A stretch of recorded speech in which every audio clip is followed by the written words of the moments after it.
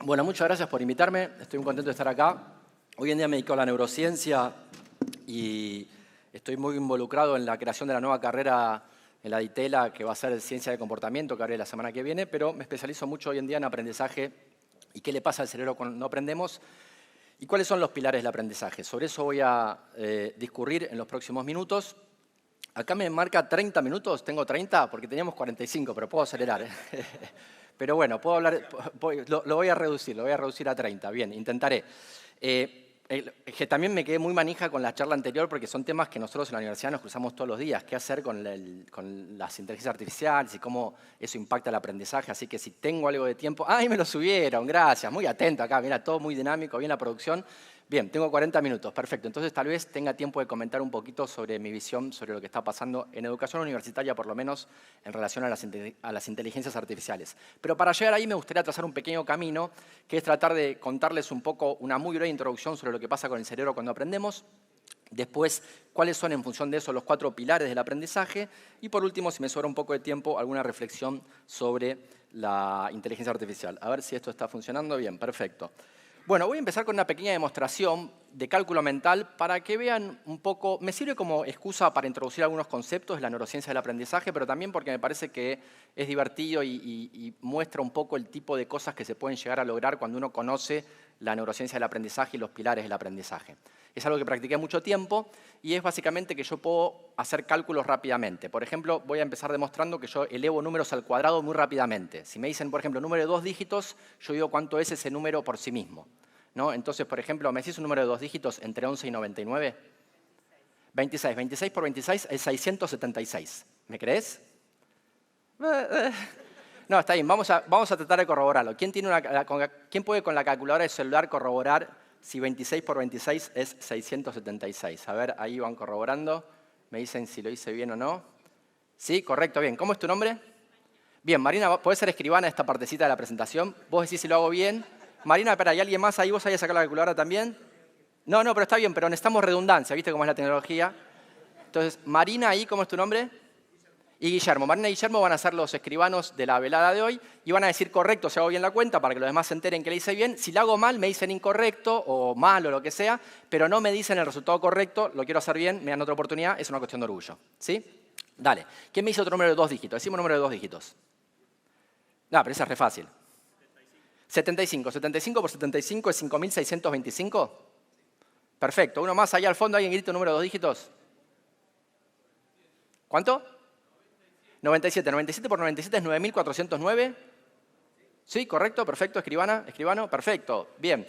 Voy a llevar esto un poquito más allá porque sé muy bien lo que pueden estar pensando muchos de ustedes. Están pensando que me lo sé de memoria. ¿No? Tal vez alguno lo sospechaba. Por las dudas, si lo sospechaban, lo que voy a hacer es multiplicar por sí mismo un número de 3 dígitos. Sería imposible aprenderse toda esa tabla de memoria, ¿verdad? Sería muy friki. Aunque bueno, esto es friki, pero es otro tipo de friquidad. Bueno, es difícil, ¿eh? Recuerden que me puedo equivocar, como decía Tuzán, puede fallar, pero voy a intentarlo. A ver, ¿quién me dice un número de 3 dígitos? 529. 529 por 529 es igual a 279.841. Correcto, perfecto. Bien. ¿Quién me dice? Bueno, gracias, vino el tío, le pide que aplauda para que todos aplaudan al mismo momento. Perfecto, gracias. Bien. No, está bien, gracias. Por cierto, ¿saben qué le dijo el 2 al 0? 20 conmigo. ¿Saben por qué el 59? ¿Saben por qué el 59 está en pie? Porque después 60. Bueno. Es que me preguntó Adrián si hacía chistes matemáticos. Le dije, más o menos, ¿por? Bueno, basta porque se me va toda la presentación. Necesitamos hablar de ciencia. Uno más de 3 dígitos. Uno más de 3 dígitos para terminar de hacer esta demostración. ¿Quién me hizo un número? Acá al fondo que no participó, un número de 3 dígitos. 731. 731 por 731 es igual a 534.361. Sí, correcto, perfecto, bien. Voy a llevar esto un poquito más allá ahora porque sé muy bien lo que pueden estar pensando ahora también. Tal vez están pensando que no puede ser, que no se puede hacer cuentas tan rápidamente, que hay alguna trampa. Además estamos en la Cámara Argentina de Internet, capaz que alguien acaba de hablar gente de empresas súper prestigiosas, desarrollaron un dispositivo microscópico inalámbrico que me transmite los resultados, algo así. Bueno, nada de eso. Pero para los que tengan duda, lo que voy a hacer para despejar esa duda es multiplicar por sí mismo un número en voz alta. para que escuchen que realmente estoy haciendo la cuenta. Y lo voy a hacer con un número de 4 dígitos. Bien, después de esta sorpresa espontánea, entonces paso a multiplicar un número de 4 dígitos por sí mismo en voz alta. Les hago 2 aclaraciones. En primer lugar, es probable que no entiendan todo mi razonamiento, porque allí donde pueda simplificar la cuenta la voy a simplificar. De todas formas, los que quieran acercarse después y preguntarme, no tengo problema en revelar cuáles son los atajos que uno puede tomar para hacer este tipo de cuentas. No es ningún secreto, pero bueno, sepan que hago la cuenta de una forma un poco diferente a probablemente como la harían ustedes. Y en segundo lugar, y esto sí tiene que ver un poco con lo que quiero desarrollar después, sepan que en el medio de mi razonamiento van a escuchar unas palabras sueltas. Esas palabras sueltas no son porque me estoy volviendo loco, por lo menos no son una prueba de eso, sino que yo divido la cuenta en 2 partes. Y para acordarme la primera parte de la cuenta, lo que hago es transformar esos números a palabras a través de una regla, porque las palabras son más fáciles de recordar que los números. ¿Por qué las palabras son más fáciles de recordar que los números? Porque con las palabras puedo formar imágenes visuales, puedo ver con los ojos de mi imaginación. Y nuestro cerebro está especialmente diseñado, entre comillas, por la evolución para poder procesar y recordar imágenes visuales. ¿Por qué? Bueno, porque evolucionamos durante millones de años en praderas africanas bañadas de sol, donde quien podía ver bien tenía una enorme ventaja de sobrevivencia y reproducción. En otras palabras, quienes veían bien desde lejos decían ¡león!, salían todos corriendo, y los que no eran canapés de león. Así que paso ahora sí a multiplicar un número de 4 dígitos acordado en voz alta para todos ustedes. Lo voy a anotar acá y voy a hacer la cuenta. Este es como mi triple salto mortal, puedo fallar, acá es donde me pongo realmente un poco nervioso. Pero bueno, si me equivoco me dan otra oportunidad. Sí, escribano, me dan otra oportunidad. Vamos a ver si me sale bien. ¿Alguien tiene un número de 4 dígitos que muere de deseo de saber cómo es ese número al cuadrado? 6.425. 27. Bien, voy a anotar acá 6.427. 6.427 y voy a empezar la cuenta. Recuerden que puedo fallar. Va. 6.427 cuadrados, 417 cuadrados más 6.000 por 6.854. 6.000 por 6.854 es igual a 40.800.000, 41.100.000, 41.100.000, 41.124.000, 41.000.000 seguro y 124 es tiñe oca. No me olvido las palabras tiñe oca. Empieza con 41 millones, ¿verdad? Escribanos, ¿voy bien hasta acá? 41 millones, empieza así. ¿Bien, escribanos?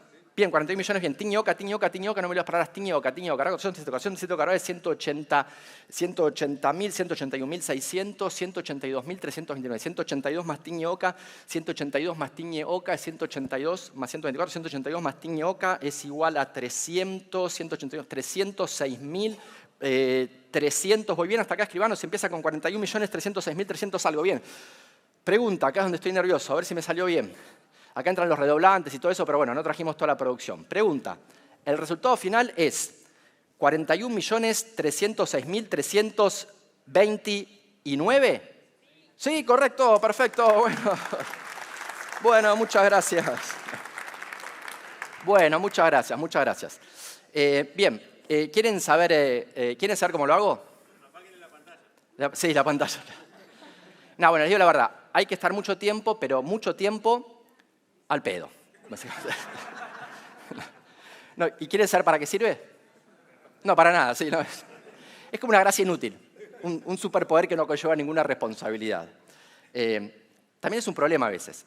Yo, por ejemplo, estoy en una cita, la persona me dice la edad. ¿Y qué hago? La elevo al cuadrado, tiñe oca, claro. No lo puedo evitar, es como un método anticonceptivo que tengo.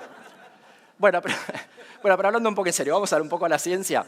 Neurociencia del aprendizaje. A mí me gusta hacer este tipo de demostraciones porque, bueno, me divierte y porque creo que es algo que llama la atención, que como todos sabemos el aprendizaje es una de las cuestiones fundamentales, el querer entender, el querer aprender.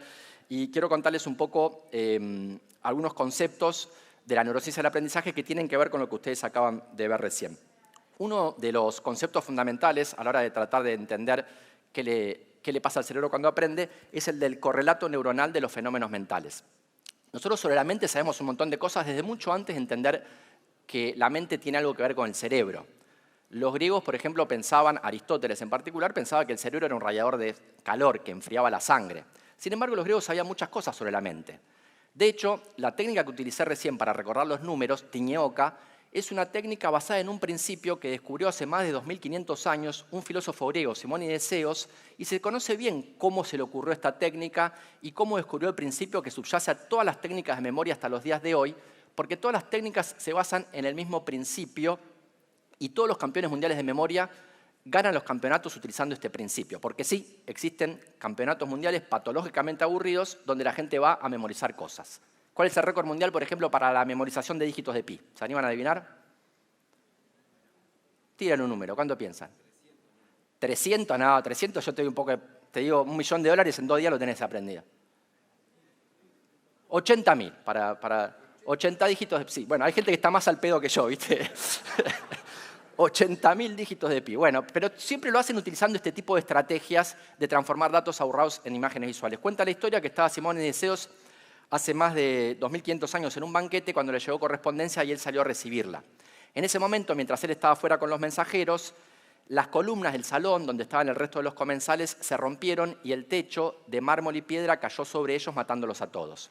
Cuenta la historia que los cuerpos estaban tan desfigurados que los familiares no podían reconocerlos y darles sepultura digna, y que Simónides de Ceos en ese momento, mientras se daba el principio que subyace a todas las técnicas de memoria hasta los días de hoy, tomó a cada familiar de la mano y lo llevó en el medio de una nube de bruma y polvo al cuerpo de su ser querido. ¿De qué se dio cuenta Simónides de Ceos en esa tarde trágica? Se dio cuenta de que si a él le hubiesen dado una lista para memorizar de las personas que iban a ir, de dónde se iban a sentar, hubiera tardado un montón. Pero al haberlos visto durante un momento, pudo evocar esa memoria visual, esa imagen visual, y rápidamente recordar no solamente quién había ido, sino dónde se había sentado. Acá tiene una imagen de Simónides de Ceos ese día trágico, yéndose con los mensajeros mientras atrás se rompen las columnas. Hoy en día conocemos este fenómeno. Fíjense que este es un fenómeno mental.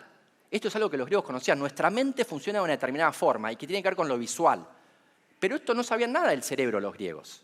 Hoy en día sabemos, tanto tiempo después, que hay lo que se llama el correlato neuronal de este fenómeno mental. Y es el hecho de que nuestro cerebro tiene un cuarto de su corteza, todo lo que se llama corteza occipital, dedicada al procesamiento de imágenes visuales. Todo lo que entra por los ojos va a través del nervio óptico a la parte de atrás del cerebro y hay un enorme pedazo del cerebro que se encarga de procesar estas imágenes visuales. Y este es el correlato neuronal de este fenómeno mental que los griegos conocían. Pero ¿cuáles son los correlatos neuronales del aprendizaje? ¿Qué es lo que pasa con el cerebro cuando aprendemos? Y esto es lo que quiero comentar ahora, porque aprender no es solo memorizar hechos, sino también aplicar procedimientos. Cuando memorizamos y aplicamos procedimientos, ¿qué pasa con nuestro cerebro? Y creo que hay como 3 grandes conceptos que nos sirven para entender cómo me transformo en un experto. Les recomiendo mucho este libro, en el cual me baso fuertemente en esta charla, donde están los 3 conceptos que quiero contarles ahora, más los 4 pilares del aprendizaje, son los que quiero finalizar esta charla. Entonces, los 3 conceptos para entender cómo me transformo en un experto, qué le pasa al cerebro, son, en primer lugar, el concepto. Lo que vamos a hablar ahora entonces son los correlatos neuronales de aprendizaje de un experto, pero el primer concepto es el de módulo mentaro cerebral, que están ahí por razones adaptativas. Y ustedes acaban de ver el primero como ejemplo, el módulo para el procesamiento de imágenes visuales. Eso es un módulo cerebral. Por razones adaptativas, evolutivas, darwinianas, nuestro cerebro se preparó especialmente para procesar y recordar imágenes visuales.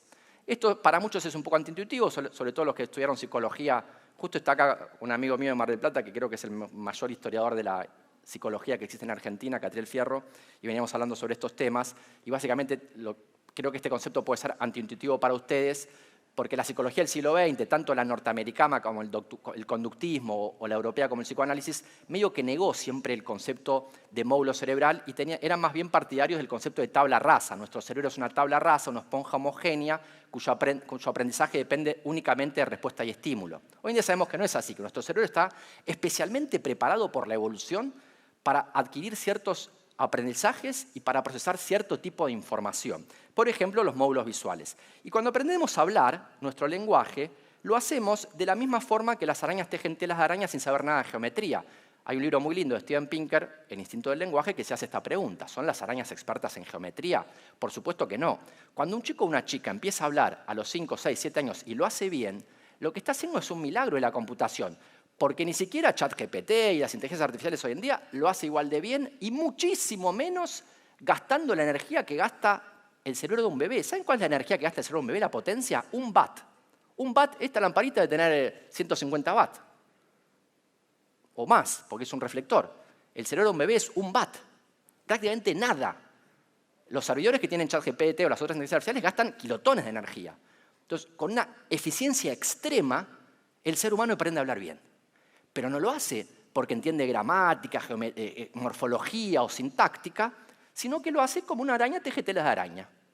Un chico, una chica hablan bien porque son miembros de la especie humana y tienen un cerebro con módulos especialmente preparados para, en condiciones típicas de desarrollo, adquirir un lenguaje.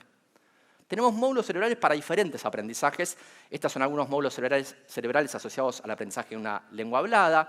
Después tenemos módulos cerebrales para la matemática, algo que a mí particularmente me interesa. Yo estudio bastante cómo aprendemos matemática desde muy chicos, qué le pasa al cerebro cuando aprendemos matemática, me interesa mucho eso. Hoy en día creo que la Argentina necesita urgentemente cambiar la forma en que hacemos matemática. No sé cuántos conocen al respecto, pero las pruebas internacionales están dando resultados desastrosos en el país de Sarmiento. Estamos al nivel de Honduras o Panamá, Uruguay, Brasil, Perú, Chile, México, Colombia. Todos esos países están bastante mejores que nosotros en la enseñanza de la matemática. Entonces, es algo que me interesa mucho y que tiene que ver el entender el aprendizaje de la matemática con entender, por ejemplo, que existen ciertos módulos cerebrales que también desde nacimiento nos hacen procesar de forma rudimentaria e instintiva la cantidad de elementos de los estímulos que recibimos. Les cuento un solo experimento entre los muchos que podría contar que muestran esto. Si vos agarrás un bebé neonato recién salido de la panza y le haces ver en una pantalla un montón de imágenes que lo único que tienen en común es que hay 3 elementos, puede haber 3 elefantes, 3 pelotas, 3 muñecos, muñecas, pero cambian la posición, cambia el brillo, cambia el tamaño, cambia todo. Lo único en común de las imágenes es lo que llamamos numerosidad. Hay 3. El bebé mira un rato y después un rato se aburre, es bebé. Pero si de repente aparece una imagen donde hay 2 elementos o 4 elementos, cambia la numerosidad, el bebé mira más.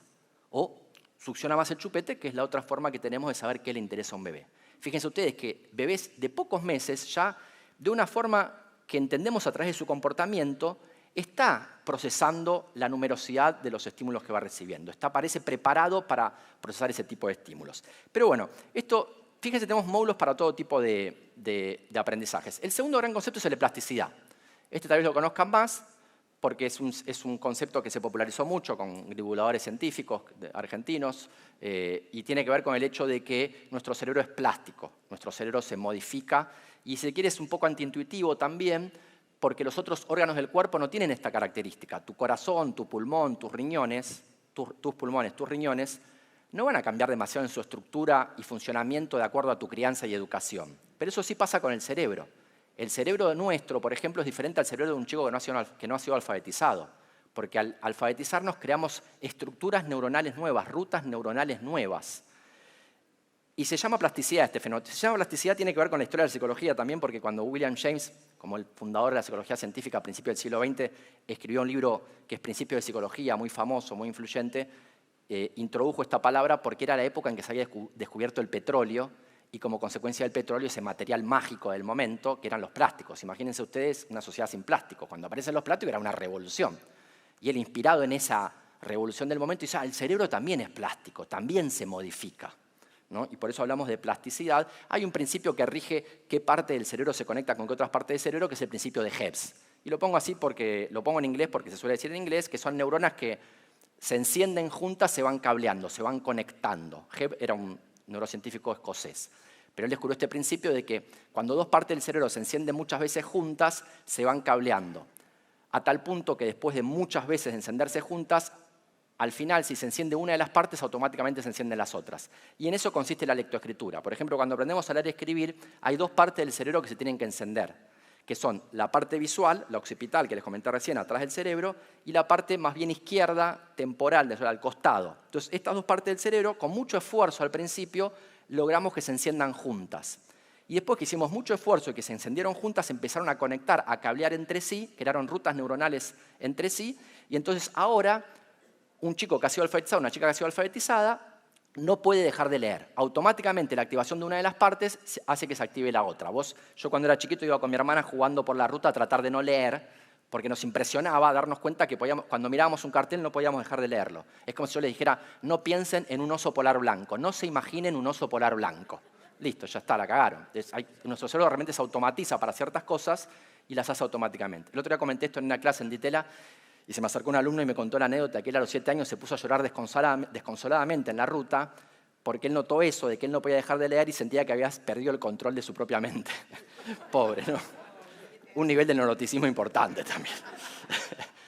Pero bueno, entonces este es el segundo gran concepto. Módulos cerebrales, plasticidad cerebral. El tercer concepto es el de reciclaje neuronal. Gracias a la plasticidad, estos módulos ahora se reciclan para una nueva tarea para la cual en principio no vinieron preparados por la evolución. Y de hecho, todos los aprendizajes modernos en nuestras sociedades son aprendizajes que tienen que ver con cosas que no fueron una ventaja evolutiva. La lectoescritura es una invención humana moderna, tiene 10, 15, 20.000 años. El ser humano está sobre el planeta Tierra con su genética y cerebro actual hace unos 200.000 años. Así que nuestro cerebro no puede haber evolucionado para la lectura y la escritura. No, ni hablar de matemática compleja o ni hablar de computación. Entonces los aprendizajes que son realmente relevantes para las sociedades modernas tienen que ver con la capacidad de nuestro cerebro de reciclarse para nuevos usos para los cuales la evolución no lo preparó. Hay mucha gente que conoce el fenómeno, por ejemplo, de que una persona ciega de nacimiento, ciego congénito, recicla las partes visuales para procesar imágenes auditivas, cosa que es verdad y por eso tienen mejor audición que nosotros, por ejemplo, o mejor percepción táctil. No, pero el fenómeno de reciclaje es para todos nosotros. Una vez que gracias a la plasticidad nuestros módulos cerebrales se reconectan, se reciclan para una nueva tarea. Y hablamos de reciclaje porque hay algo que se pierde. Hablamos de reciclaje cuando un material pierda una propiedad y una propiedad nueva. Las propiedades que se pierden cuando, por ejemplo, nos alfabetizamos son propiedades que perdemos con gusto. Por ejemplo, les voy a contar algo que un cerebro de una persona analfabeta o un niño o una niña que no han sido alfabetizados aún hace mejor que nosotros. Hay una tarea de laboratorio que podemos hacer y medir, que es que le dibujamos dos caras a la persona. Acá. Hay una persona que mira para un lado, otra persona que mira para el otro, y vos tenés que decir lo más rápidamente posible si son la misma persona o no. Y las personas analfabetas lo hacen más rápido que nosotros esto, y mejor. ¿Por qué? Porque nuestro cerebro por default, el software que nos viene por default, el hardware por default, no distingue entre imágenes especulares como la D y la B minúscula de imprenta. Es lo mismo para el cerebro. Ustedes con los chicos, cuando educaron a sus hijos o sobrinos o lo que sea, lo deben haber notado, lo que cuesta distinguir imágenes especulares. Porque, de nuevo, si estás hace 200.000 años en las praderas africanas, aparece un león, no importa si el león mira para la izquierda o para la derecha. La tarea de tu cerebro es rápidamente poner la etiqueta de león y hacer lo que haya que hacer. Entonces tenemos que romper con esta simetría con la que nuestro cerebro viene por defecto para poder aprender a leer y escribir. Y entonces ese módulo visual, que tiene ciertas características evolutivas, ahora se recicla y pierde algunas de sus características para adquirir otras características nuevas. Así que este es como el concepto más moderno, si se quiere, de la neurociencia del aprendizaje, y es el de que nuestro cerebro aprende las tareas realmente relevantes en la sociedad moderna a través del reciclaje de sus módulos cerebrales para tareas que son relevantes hoy en día. Les voy a mostrar dos imágenes. Esta es de un cerebro, son las partes del cerebro que se reciclan cuando aprendemos un lenguaje, la visual y el lenguaje hablado. Y por último, esta es una imagen de un paper de ya hace varios años de chicos de 12 años que hacen cálculo mental, como el que hice yo ahora. Y se ve ya que a los 12 años los chicos y chicas con mejor capacidad de cálculo mental tienen más rutas neuronales entre dos partes del cerebro, la que procesa números y la corteza prefrontal. La corteza prefrontal es la parte del cerebro que organiza el pensamiento, que inhibe impulsos, es la parte más humana de nuestro cerebro, lo que tiene sentido.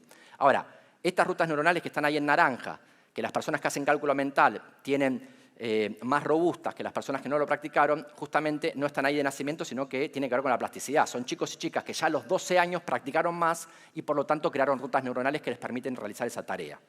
Como gran conclusión de esta parte de qué le pasa al cerebro cuando aprendemos, a mí me gusta mostrar siempre este slide, sobre todo cuando hay gente joven, a mis estudiantes, por ejemplo, y es el de que el aprendizaje depende de la construcción de rutas neuronales microscópicas que llevan tiempo y energía en formarse. ¿Por qué me gusta enfatizar esto? Porque pensar que con las nuevas tecnologías, a pesar de todas sus ventajas, que son un montón, pero pensar que con esas nuevas tecnologías vas a ser genio en el corto plazo y sin esfuerzo, es pensar que puedes romper las leyes de la física. Eso es imposible. El sueño de la genialidad en el corto plazo siempre existió. Mi mamá se compraba cassettes para aprender inglés durmiendo. No sirvió, sí, dice ella lo compró también. Bueno, también es un lugar terapéutico que pueden venir a descargar sus frustraciones. Bueno, pero eso siempre existió.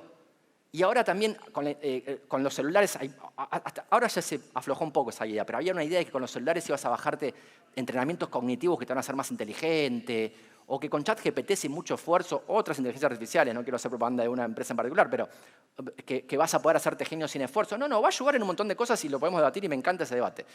Pero que necesitas focalizar. A ver, el otro día una charla para directores de colegios de todo el país. Y me dice, nosotros cuando el chico le va mal lo mandamos al oráculo. ¿Al oráculo? Le digo, ¿cómo el oráculo? Sí.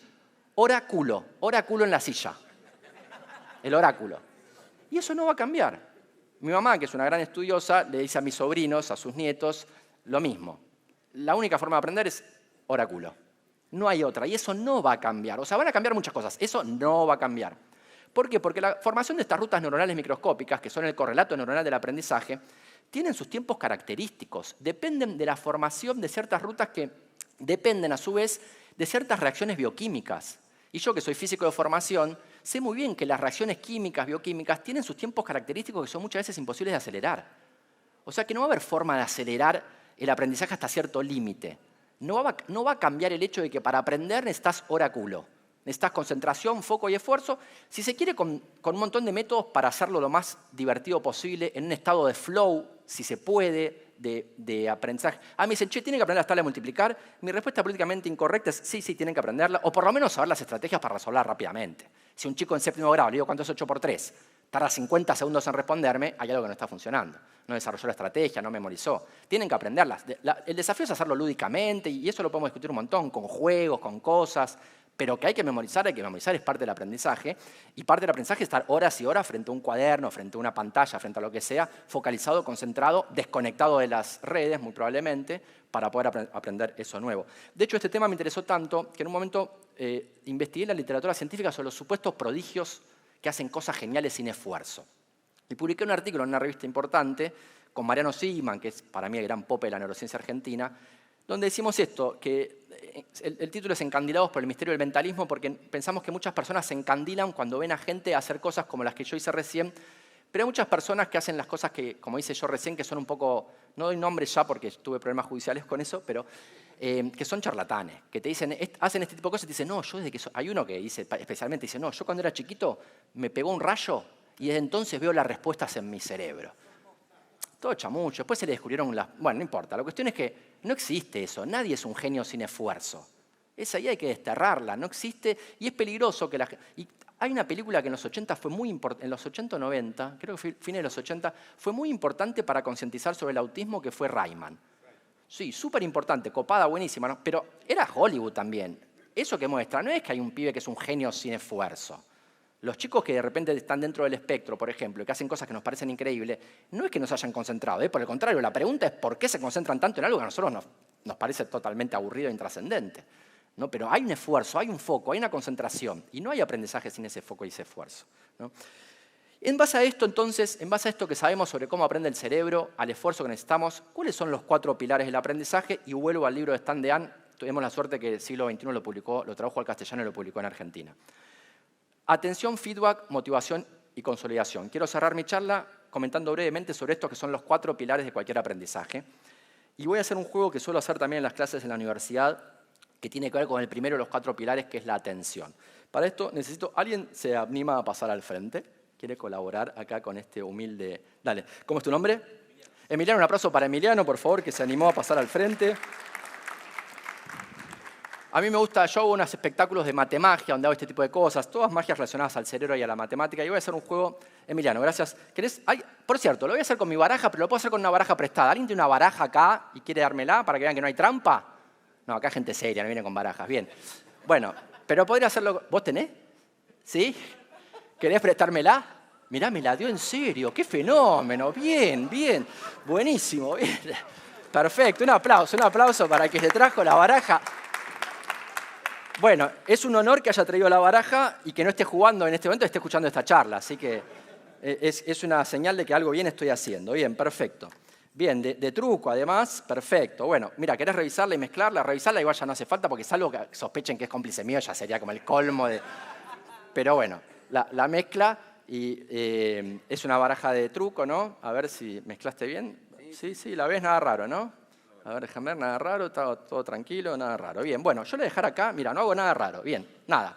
Te voy a pedir, Emiliano, ¿no? Sí. Emiliano, que por favor cortes por donde vos quieras. Cortá simplemente así, cortá. Bien, perfecto. Yo voy simplemente a marcar el corte. Marco el corte y no hago más nada, ¿eh? No hago más nada, ni me quiero acercar a la baraja. Emiliano, todos ustedes, les pregunto. Emiliano, la baraja es prestada, vos mezclaste todo lo que querías, cortaste por donde querías. Sí, ¿no? Por donde querías. Total libertad. Bien, te voy a pedir entonces que agarres la carta del corte, yo no quiero que verla, que nadie la vea, por favor. Agarrá vos, separala y tomá la vos, nada más, que nadie la mire, ¿sí? ¿Listo? Bien, perfecto. ¿La viste? ¿Sabés cuál es? Bien, perfecto. Emiliano, les pregunto a todos ustedes, en estas condiciones, ¿hay forma de que yo sepa cuál es la carta que tiene Emiliano en su mente en este momento? Imposible, imposible. Sin embargo, con mis poderes matemágicos, voy a intentar meterme en la mente de Emiliano. Bien, Emiliano, voy a decir los cuatro, ¿cómo se llama? Palos, los 4 palos. A ver, bastos, oros, copas y espadas. Bastos, oros, copas y... ¡Ah! Cuando dije copas noté un movimiento, noté que hizo microscópico, pero lo estoy entrenando. Creo que es copas, pero espera, voy a seguir. 1, 2, 3, 4, 5, 6, 7, 8, 9, 10, 11, 12. Creo que lo vi. 1, 2, 3, 4, 5, 6, 7, 8, 9, 10. Cuando dije 8. Es el 8 de copas. Sí. Correctamente, perfecto. Un aplauso para Emiliano, un aplauso para Emiliano. Bueno, muchas gracias, muchas gracias. Gracias para llevar la carta al maestro acá, que para tomar la caja. Bien, perfecto. Bueno, muchas gracias. Pregunta, ¿alguien sabe cómo lo hice? De verdad, de verdad. ¿Alguien sabe? ¿No? Bueno, lo voy a revelar el secreto en nombre... Yo sé que un mago no revela los secretos, pero como ustedes son gente buena y lo hago en nombre de la ciencia, lo voy a revelar. Tiene que ver con la atención. Y luego, generalmente, en los primeros días de clase en la facultad, para un concepto que creo que es importante hoy en día, que es lo siguiente. El truco es muy sonso. Y cuando se los cuento, van a decir, qué tontería, ¿cómo no me di cuenta? Lo de los gestos microscópicos era todo chamullo. No tiene nada que ver. Lo hice un poco también para que aprendan a desconfiar de los chamulleros. Pero básicamente, yo ya sabía que era el 8 de copas. ¿Cómo sabía que era el 8 de copas? Porque es así. Él mezcló. Cuando él mezcló, yo le dije, mezclaste bien, y agarré la baraja un segundo, e hice esto y miré cuál es la carta de arriba. ¿No? Y miré la carta de arriba, que era el 8 de copas, la de arriba. Entonces, yo sabía que arriba está el 8 de copas. Y yo le digo a él, y digo, me alejé, qué sé yo, le digo, bueno, cortá por donde quieras. Él cortó por donde quiera, yo dije, voy nada más a marcar la carta del corte y me alejo. E hice esto. Pero fíjense ustedes, si yo corto acá, yo corto, la del corte es esta. Sin embargo, yo hice así, marqué el corte, dije, marco el corte y después le agarra esta. Le dije que agarre la de arriba, no la del corte. ¿Se entiende? Ahora, ¿qué pasa? Si yo hubiese dicho directamente, cuando él cortó, bien, muy bien, agarrá la carta del corte, le digo que agarre esta, se da cuenta enseguida, él y todos ustedes. Entonces lo que hice fue algo que en magia se llama paréntesis de olvido, en neurociencia se llama intervalo de masqueo, pero básicamente es lo siguiente. Yo le dije, voy a marcar la carta del corte, y lo que hice fue, después de marcar la carta del corte, me alejé hasta físicamente para traer la atención hacia mí. Y les dije algo así, en magia se llama repaso analítico, pero era todo un chamullo para dejar pasar un tiempo. Era en estas condiciones, él mezcló y él eligió por donde quiera. En estas condiciones, ¿puedo yo saber cuál es la carta que eligió Emiliano? No. Bueno, entonces ahora, listo, yo necesitaba esos 10 segundos para distraerlos de eso y que cuando vuelva, ustedes ya no noten la discontinuidad, el hecho de que esa no es la carta del corte. Porque si no hago pasar esos 10 segundos, lo notan todos enseguida. ¿Y por qué me parece que esto es importante hoy en día en que nos distraemos? Siempre estamos escuchando algo y decimos, creo que estoy entendiendo bien, así que creo que si agarro el celular no pasa nada. Todo el tiempo. Creo que agarro... ¿Y por qué eso es peligroso? Porque vos no solo no seguís la continuidad de lo que está diciendo el profesor en la clase, o quien sea que esté dando una charla o una presentación en la empresa, sino que creés que sí lo seguiste. Ese es el gran peligro. Por eso me gusta hacer esto en el primer día de clase. Pues yo no soy policía, no voy a andar diciendo quién saque el celular o no. Pero sepan que esto pasa. Vos pensás que están entendiendo todo. Decís, total, creo que se estoy entendiendo. Voy a agarrar el celular. Y estos 10 segundos que estás acá, podés perder completamente todo el razonamiento que estoy haciendo ahí adelante. Y cuando volvés pensás que lo seguiste y después en el examen te das cuenta que no lo seguiste.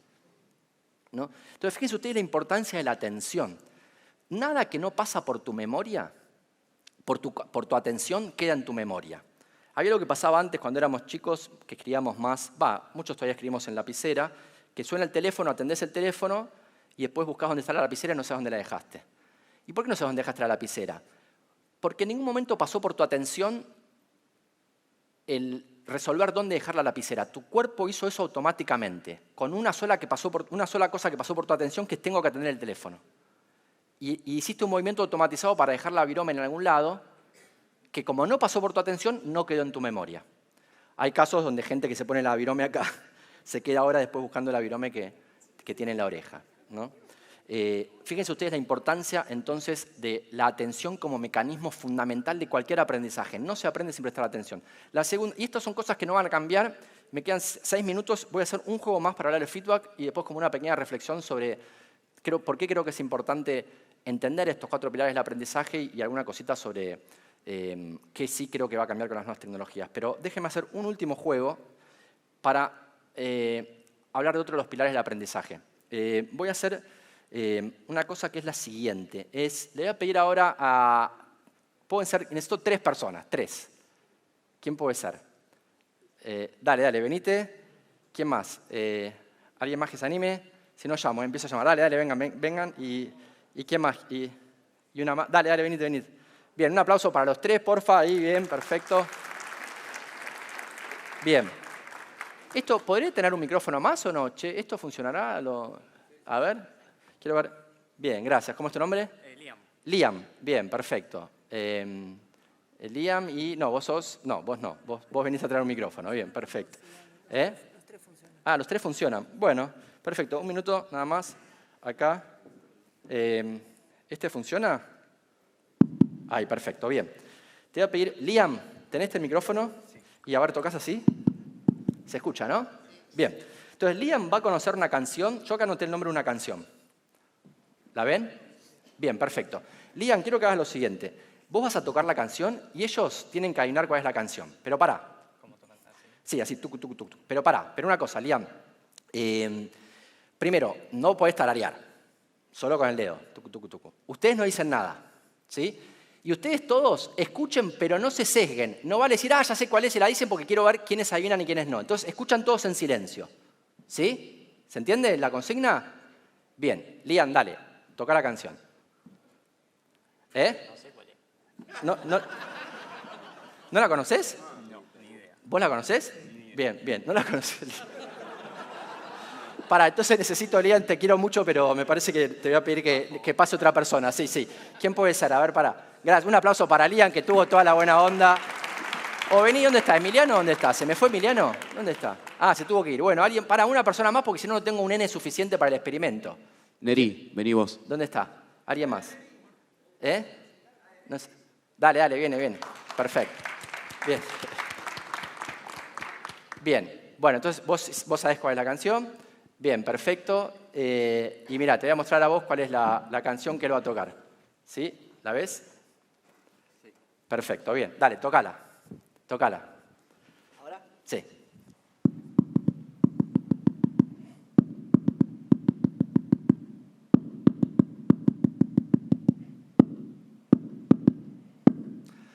Muy bien, yo creo que estuvo bien, pero bueno, antes de preguntarle a ustedes, no digan nada, ¿cuál pensás vos que es la probabilidad de que ellos adivinen la canción? Decime una probabilidad. 25. 25%, decime una probabilidad. 15. 15%. Bien, 25 y 15. Bien, voy a revelar... Ahora, ¿alguien sabe cuál es la canción? ¿Alguien sabe? Bueno, voy a revelarla y me dicen si lo sabían. Macarena. ¿Alguien adivinó? Nadie, una persona, bueno, una en 200, 0,5% de chance. Fíjense lo que pasó acá. Esto se llama maldición del conocimiento. Las personas que saben qué es lo que se estaba tocando, y ellos fueron tiraron para abajo, generalmente la gente 50%, 40%, 70%, ellos estimaron una probabilidad muchísimo mayor a la real. ¿Y por qué estimaron una probabilidad muchísimo mayor a la real? Porque ellos sabían lo que se estaba tocando. Y cuando vos sabés algo, se te hace muy difícil ver el mundo con los ojos de quien no sabe lo que vos ahora sabés. Ellos tenían tal riqueza de sensaciones, emociones, tenían hasta la letra en la cabeza, que les costó entender que ustedes estaban prácticamente ciegos frente a lo que les estaba tocando. ¿Sí? A esto se llama maldición del conocimiento y revela un poco la necesidad del feedback permanente para el aprendizaje. No hay aprendizaje si no hay un feedback permanente donde puedo entender si hice bien o no lo que estoy haciendo, porque si no yo estoy atrapado en la maldición de mi conocimiento. Bueno, un aplauso para ellos 3, muchas gracias. Gracias, podemos estar. Bueno, en fin, me gusta hacer un poco estos juegos para ejemplificar estos conceptos, pero básicamente no voy a comentar un poco los otros 2 pilares del aprendizaje. Uno es la atención, el otro es el feedback, otro es motivación y consolidación. Como reflexión final, un poco de todo esto del aprendizaje, de qué va a cambiar y qué no va a cambiar. Nosotros es algo que estamos discutiendo mucho en la universidad. porque, bueno, acabamos de tomar, de hecho, el primer parcial, el primer trabajo práctico. ¿Y qué nos está pasando? Primero, todo lo anterior creo que ya quedó bastante claro lo que yo pienso sobre qué es lo que no va a cambiar. Lo que no va a cambiar es la necesidad de foco, esfuerzo, concentración. Eso no va a cambiar ni en 10, ni en 5, ni en 100 años. Necesitamos foco, concentración, esfuerzo para poder seguir aprendiendo. Pero ¿qué sí va a cambiar? Nosotros lo que nos pasó es que acabamos de recibir los trabajos prácticos. Yo doy una materia que es Algoritmos 1, una introducción a la programación, entre otras materias que doy. Es evidente cuando un chico lo hace con inteligencia artificial y no lo entiende. Entonces, y no solo es evidente que lo está haciendo y no está entendiendo lo que puso, sino que le está arruinando un poco lo fundamental de la programación, que no es aprender un lenguaje. Nosotros damos Python, pero Python no me importa. Lo importante es pensar algorítmicamente, pensar como un programador. Entonces, la inteligencia artificial te puede ayudar en un montón de cosas, pero si tuviera que resumir en qué creo que va a cambiar la inteligencia artificial o en qué está cambiando por ahora la inteligencia artificial las cosas, la educación, por lo menos la universitaria, es que es muy útil cuando vos tenés la capacidad ya de evaluar la respuesta que te da, porque todos sabemos que alucinan, y eso no estoy diciendo una metáfora, es el término técnico, alucinan. Y no es trivial, y me animo acá, si quieren, a otro día para conversarlo con personas que desarrollan inteligencias artificiales, no es para nada trivial el solucionar ese problema. Siguen alucinando, las versiones más modernas de inteligencia artificial siguen alucinando. No sabe y no te dice, che, eso no lo sé. Te inventa, taca, taca, taca, que empieza a decir cosas que no sabe, que no es verdad. Entonces, si vos no sabés evaluar la respuesta que te da, es muy probable que te lleve por el mal camino. No solo eso, si estás además en una empresa y querés saber algo de programación, te inventa una biblioteca entera que no existe y que hay un hacker que ya la programó en GitHub y vos te la bajás pensando que esa biblioteca existe y te instalaste un troyano. Entonces, si vos no tenés la capacidad de evaluar la respuesta de la inteligencia artificial, no solo es mala, sino que es peligrosa e interrumpe el aprendizaje y hace que no aprendas bien. Nosotros insistimos mucho esto con los chicos en el primer año de la facu. Si usan ChatGPT, úsenlo a conciencia y solo cuando tengan la capacidad de evaluar las respuestas que te da. Porque si no pasa lo que nos pasó con tantos que entregaron ahora, que se nota que hicieron las apuradas, que no entienden lo que hicieron y que te hacen un control-C, control-V lo que le promptearon a la respuesta que le dio ChatGPT. Y se nota. Una persona experta lo nota, te das cuenta que lo hizo con ChatGPT, que no entiende lo que hizo. Entonces, como mi reflexión más general es, por ahora son instrumentos bárbaros para ayudar y optimizar el trabajo de un experto, pero no sirven para transformar un novato en experto. Esa es mi reflexión más general, que me encantaría discutirla durante horas, pero bueno, se me terminó el tiempo, así que nada, les agradezco muchísimo. Gracias, Adrián, de nuevo por la invitación. Espero que les haya gustado.